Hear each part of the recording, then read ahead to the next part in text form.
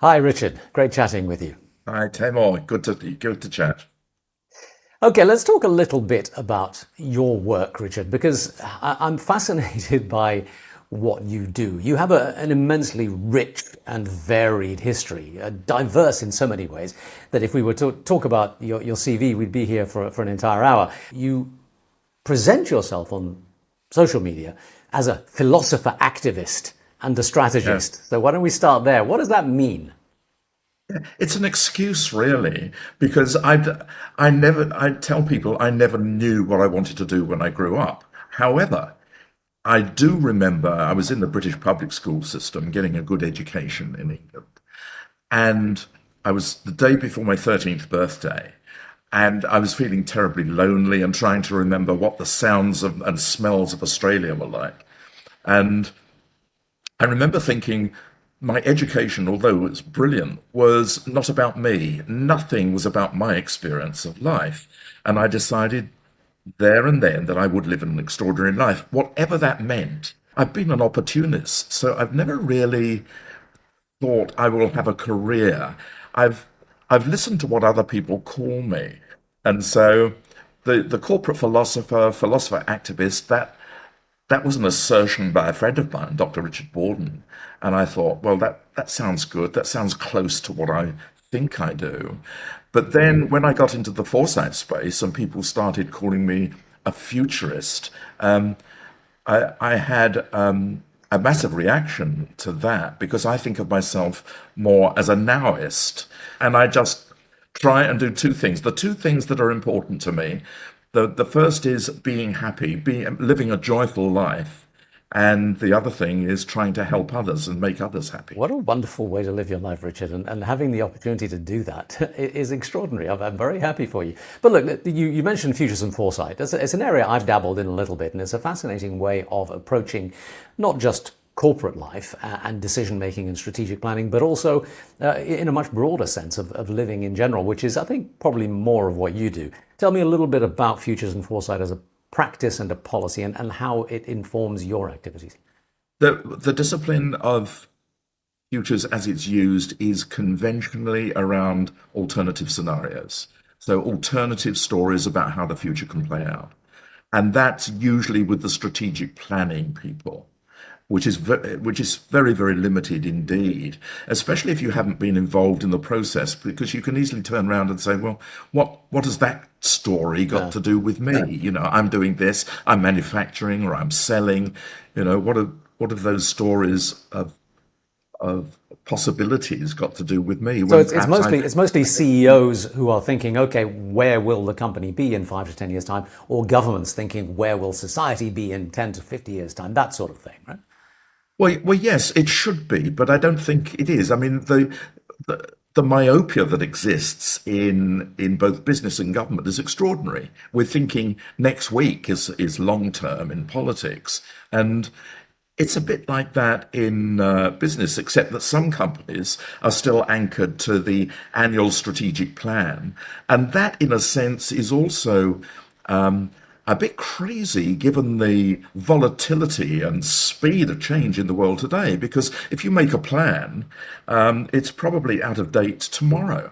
So, the constant monitoring of the environment, and particularly in terms of where you want to get to, what you're trying to do, you need to use that kind of ambient intelligence to adjust and adapt all the time. And a lot of companies don't do that, but foresight is part of that as well. Adjustment and adaptation seem to be part of your current thinking, at least. I mean, the book that you're about to release, Madmade, in co-authorship with Adam Jacoby, is focused very much on this theme that we have found ourselves in a position where it's not taking us where we need to be or indeed where we want to go, right? And you talked earlier on about happiness being your driving motives, or one of the things you're interested in. And what strikes me is a lot of your work right now is quite dystopian, isn't it? I mean, you're telling us that we're in the wrong place at the wrong time. Let me just quote to you a couple of lines from your work that I've come across. Today, humanity is poised between regeneration and extinction. The path we are on is precarious. It is one of breakdown, leading to disintegration. If we are to survive, a radical course correction is urgently needed. Sounds pretty grim. It is, but you have to retain your optimism in that, and see that that is not the not, it's not the totality of what we have. We are an ingenious species. We can innovate and be quite entrepreneurial if we change our thinking. And I just think the key to that we've tried to get across in Man-Made is, okay, we're going down the wrong path in a lot of different ways, but we can correct that. We can change it if we want to. And it's a matter of rethinking what we can do in a particular instance, but also rethinking the context. A couple of the problems that you highlight, the main problems that you highlight in the way we are doing business as usual, you say feeble leadership, gender imbalance, corrupt practices, a lack of imagination, petty power struggles, economic inequality. Tell me a little bit about more of how you see those problems and how do we address them through your own way of doing things? The typical way of addressing problems like that is to try and find a fix. That's typically downstream. We compartmentalize. We put things in boxes. We put things in departments, and we then categorize, reduce, and try and find solutions to tiny parts of the problem. So one of the things we have to do is reorient our thinking upstream, so that we're actually saying, where does this come from? Why does this thing continue in the way it does? What's allowing it to remain the status quo when we even know that it's not right? We know that it's poisoning us. We know that it's causing damage. So it's reorienting thinking. Now, part of that, there are two parts of that. One is epistemology. What knowledge are we using? What do we understand in this issue that we're getting wrong? But the other, which we never seem to go close to, is the framework for that understanding of what is our sense of humanity in that. What I mean by that is our ontological framing. So the point about putting humanity and humanitarianism at the center of everything is a real problem now that scientists are beginning to discover that other species have sentience. It's not just humans that have feelings. What do we do about that when we're the center of everything and don't want to know about that? Humanity is a word that crops up a lot in the work of yours that I've read. I mean, another couple of quotes that stood out to me from your work. You talk about the purpose of this book is not to shame people into change, but rather awaken people into it. And you talk about a quest to evolve the human project by awakening them into this empathy and an opportunity that you talk about. But the Yes. question still remains. I mean, how does one do that? Because, as we know, and as you've hinted at already, so much of the status quo is built around a framework and a mental model that people are very happy within, and they're not really happy to be challenged on. This is true for a lot of people, but I think also there are now people waking up to the fact that they're not as happy as they thought they were. The sense of something's rather wrong. Just recently, I was talking to some teenagers in the US public school system who are dropping out of school. They're turning to petty crime. They don't want to be at school. And in talking to them, what was clear was they don't even sense that there's a future, any kind of future for them, let alone a good or a bad future.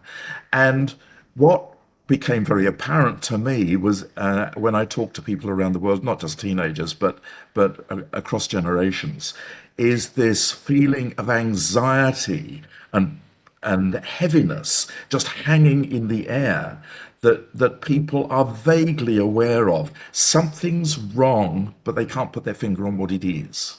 Yeah, it's not just a vague feeling anymore. It seems to be manifesting in so many different ways. But look, you talk about how you spend a lot of time talking to people, and conversation seems to be a key theme again in a lot of your work. So let's talk Yeah. about how that can help, and particularly one concept that you came up with called ecority. Tell me what project this is and what does it mean?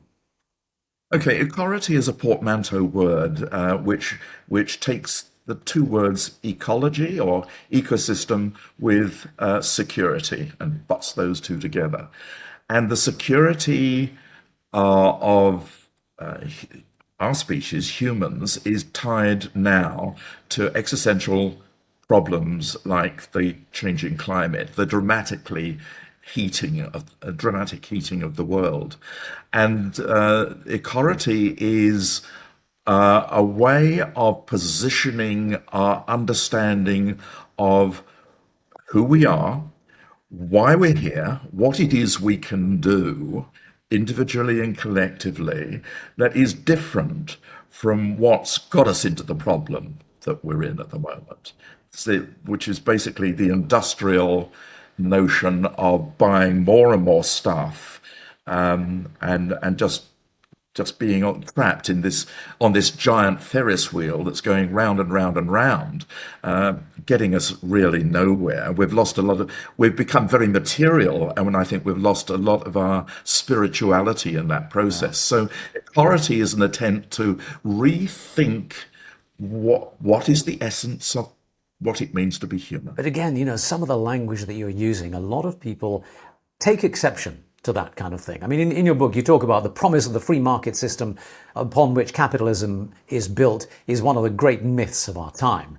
People don't want to think about a world in which they have to consume less, in which they have to restrain themselves, in which they have to do something that makes their life perhaps less comfortable than it is now. How do you get them to recognize the problems that you see and to actually engage in a potential solution? I mean, that's a very good question. And the truthful answer is I don't know. One of the things we have to do is try small experiments to see what works and what doesn't work. And a lot of the time, I look to the global south, to small communities in the global south, and especially voices that have been invisible, unheard, women and children particularly, disadvantaged people, and also back to indigenous wisdom to see if we can learn from what's happening in those societies. So the answer is I don't know. We have to try different things. But you're right. I mean, most people are really concerned about going to work, earning money to put food on the table, send the kids to school. They haven't got time to worry about these huge existential problems that we're facing.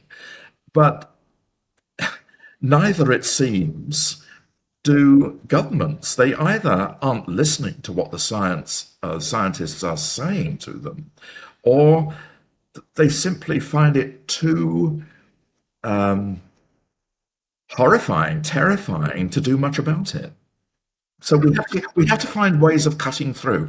I haven't got the solution, but I want to try and find alternatives that exist today. And I'm not the only person, obviously. There are many, many people around the world thinking and doing exactly the same thing. And hopefully we can get enough of them onto the bandwagon to be able to fashion a solution in time. Richard, thanks very much. Nice talking to you. Thank you, Timor. Thank you very much.